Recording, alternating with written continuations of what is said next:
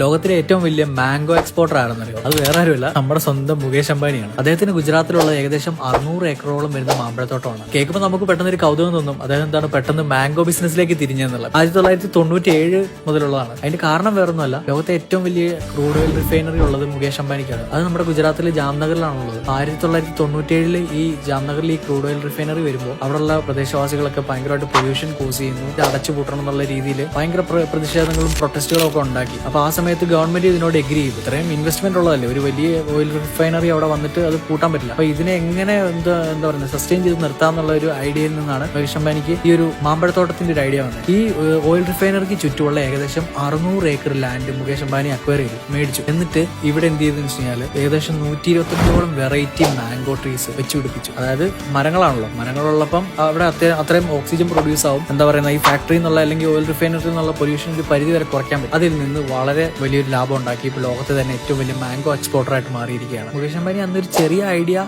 Workout ചെയ്തുകൊണ്ട് ഇന്ന് മുകേഷ് അംബാനിക്ക് ആ ഓയിൽ റിഫൈനറി അങ്ങനെ തന്നെ കണ്ടിന്യൂ ചെയ്ത് പോകാൻ പറ്റുന്നുണ്ട്. അതുപോലെ തന്നെ 600 ഏക്കറോളം വരുന്ന ഒരു ലോകത്തിലെ തന്നെ ഏറ്റവും വലിയൊരു മാംഗോ എക്സ്പോർട്ടർ ആകാനും പറ്റി.